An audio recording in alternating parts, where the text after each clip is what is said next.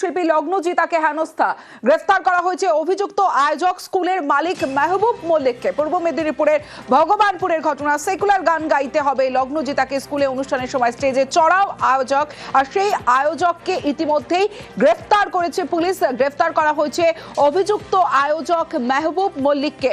আমার সঙ্গে সুজিত ভৌমিক রয়েছে, সুজিতের থেকে আপডেট নেব। সুজিত, কিভাবে গ্রেফতার? কারণ এসপি আগেই জানিয়েছিলেন যে বিভাগীয় তদন্ত হবে ওসির বিরুদ্ধে, এবং তার এই যে মেহবুব মল্লিকের খোঁজ চালানো হচ্ছে।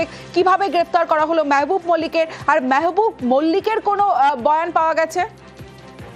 দেখো, মেহবুব মল্লিক বয়ান না দিলেও তার ভাই তার দাদার হয়ে ছাপাই দিয়েছেন এবং বিষয়টিকে লঘু করে দেখাতে চেয়েছেন, কিন্তু গোটা ঘটনায় চাপে পড়ে অভিযুক্ত কিন্তু গা ঢাকা দিয়েছিলেন, মোবাইল ফোন বন্ধ করে পালিয়ে যাচ্ছিলেন এবং বাইকে তাকে ভগবানপুরের কুলবেড়িয়ার কাছে আটক করে প্রথমে, তারপর গ্রেপ্তার করে তাকে কোর্টে পাঠানো এবং পুলিশে হেফাজতে নেওয়ার জন্যই কিন্তু পদক্ষেপ পুলিশ নিয়েছে। এবং পূর্ব মেদিনীপুরের ভগবানপুরের একটি বেসরকারি স্কুলের বার্ষিক অনুষ্ঠান চলাকালীনই এই হুলস্থুল ঘটনা ঘটে।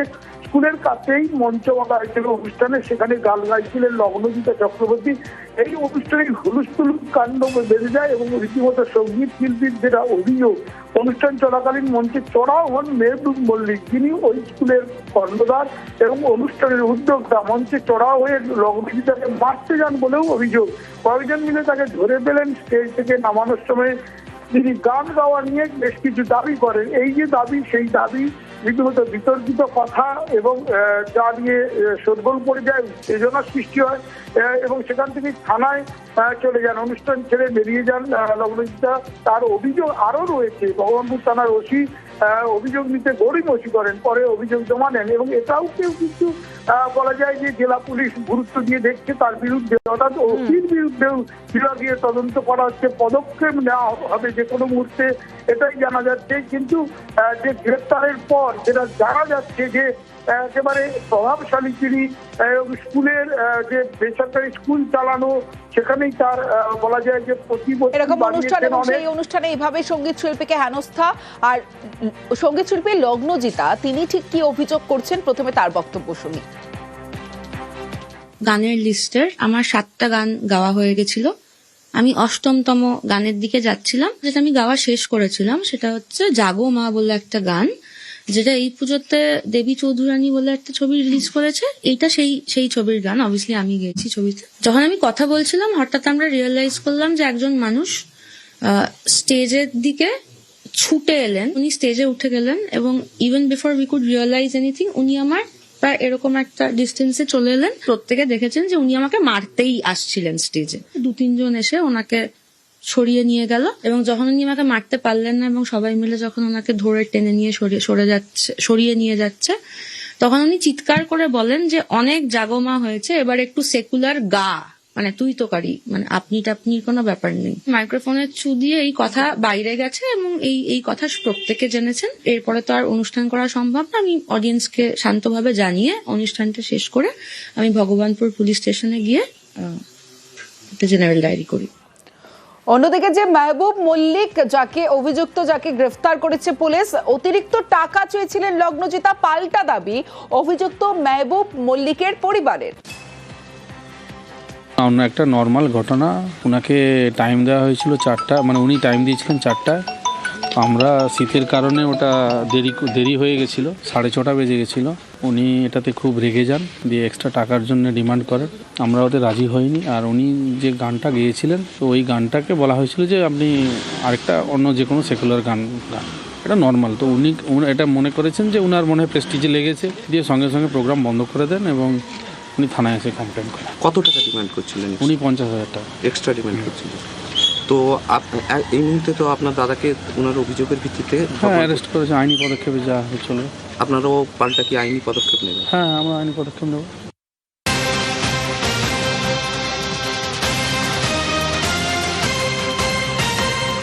সঙ্গীত শিল্পী লগ্নজিতাকে হেনস্থা, ভগবানপুর থানায় অভিযোগ নিতে গড়িমসি। ওসির বিরুদ্ধে বিভাগীয় তদন্তের নির্দেশ পূর্ব মেদিনীপুরের পুলিশ সুপারের।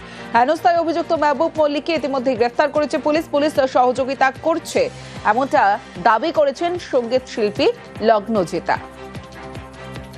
আমরা প্রাথমিক তদন্তে যেটুকু পেয়েছি তাতে ওই যে মেহবুব মল্লিক বলে যে আছে, ও যেভাবে ইন্টারাপ্ট করে বা শিল্পীর সঙ্গেও আমরা যখন থেকে জেনেছি তখন থেকে ওনার সঙ্গে আমরা যোগাযোগ করেছি, যেভাবে উনি ইন্টারাপ্ট করেছেন এবং যেভাবে মারমুখী হয়ে উঠেছিলেন সেটাকে আমরা ডেফিনেটলি কগনিজেন্সে নিয়ে ওকে অ্যারেস্ট করেছি। তারপরে আমরা ওটা কোর্টের কাছে ফরওয়ার্ড করে আমরা কাস্টাডিতে নেব, প্রেয়ার থাকবে আমাদের রিমান্ডে, এবং আরও যা আছে পুরো যে ঘটনার সমস্ত অ্যাসপেক্টগুলো আমরা তদন্তে আমরা আনার্থ করার চেষ্টা করব। থানার তরফেও ইনিশিয়ালি যেটুকু আমাদের কথা বলে মনে হয়েছিল যে ওনার শিল্পীর তরফে ওনার মনে হয়েছিল যে it could have been handle in a better way. So আমরা এসডিপিও লেভেলে অফিসারকে দিয়ে আমরা ওসির এগেনস্টেও একটা ডিপার্টমেন্টাল এনকোয়ারি আমরা ইনিশিয়েট করেছি। যেরকম ফাইন্ডিংস থাকবে সেই অনুযায়ী আমরা স্টেপ নেবো। We want to make sure যে the faith that she has reposed in us, উনি পুলিশের উপর আস্থা রেখেছেন, we are not going to let her down. এটা যাতে আর না হয়, এবং শুধু আমি কেন, আমার মতো তো এরকম কত মানুষ আছেন যারা অনুষ্ঠান করতে যান মফস্বলে, সেটা যাতে আর না হয়। কেউ কারুর যেন এই সাহস না হয়, কারুর, উনি স্কুলের ওনার যদি নাও হতেন, কারুর সাহস হতে পারে না স্টেজে উঠে আর্টিস্টকে মারার। আমাকে পুলিশ এবং প্রশাসন সাহায্য করেছেন। আমার 26 তারিখ আরামবাগে শো আছে, এবং আমি 26 তারিখেও গতকালের মতোই 7 নম্বরেই জাগমা গাইবো, এবং আমার পুলিশ প্রশাসনের উপর সম্পূর্ণ আস্থা আছে। আমি শিওর আরামবাগ থেকে আমি শো সম্পন্ন করে ফিরবো, এবং আমাকে কেউ স্টেজে মারতে ওঠার সাহস পাবেন না এরপরে আর। লগ্নজিতাকে হেনস্থা, নিন্দা সঙ্গীত শিল্পীদের।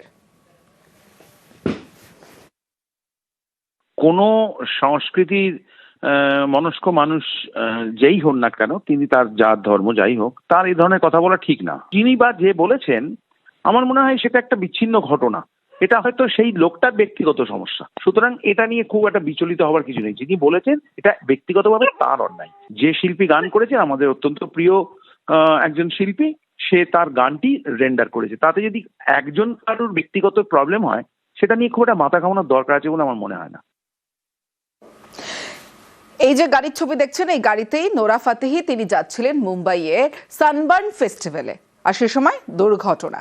মুম্বাইয়ে দুর্ঘটনায় নোরা ফাতেহির গাড়ি। সানবার্ন ফেস্টিভ্যালে যাওয়ার সময় বিপত্তি, অভিনেতার গাড়িতে ধাক্কা মত্ত চালকের। তারপর কি হলো, কেমন আছেন নোরা ফাতেহি জানবো। আমার সঙ্গে মানুষ রয়েছে। মানুষ, হ্যাঁ দেখো তমসু, তুমি যেমনটা বলছিলে ঠিক সেরকমই, যে গতকাল ঠিক তার নির্ধারিত সময় নোরা ফাতেহি কিন্তু সানবার্ন ফেস্টিভ্যালে যাচ্ছিলেন।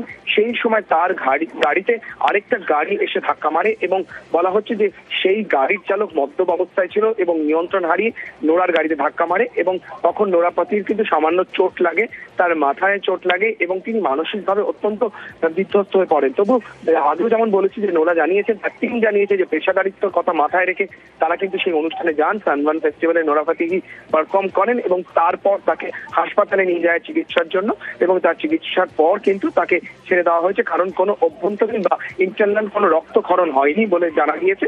তাই তিনি এই মুহূর্তে সুস্থ রয়েছেন। ডাক্তার বলেছেন তাকে বিশ্রাম নিতে হবে, এবং তার এই মুহূর্তে অবস্থা স্থিতিশীল বলা যেতে পারে। তবে যেটা বলে রাখা যে নোরা মানসিকভাবে অত্যন্ত এই দুর্ঘটনার ফলে আঘাত পেয়েছেন, তাই জন্য একটা ট্রমার মধ্যে রয়েছেন, তাই তিনি কিছুটা বিশ্রামের জন্য সময় নিচ্ছেন। আর ভবিষ্যতে যাতে এই ধরনের ঘটনা না ঘটে তিনি সেটাও প্রত্যাশা করছেন।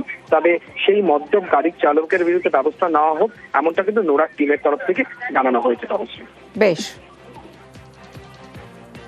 I'm okay, suffering from pain for some time. Thank God I am alive. Very, very, very scary, terrifying, traumatic moment. I'm slightly still traumatized. No drunk driver was going to get in that kind of opportunity. Don't drink and drive. Like, it's stop it. Like, don't even think about it. Don't. 3 p.m. in the afternoon, person that, smashed his car into me, ran over a couple of other people, and multiple people were injured.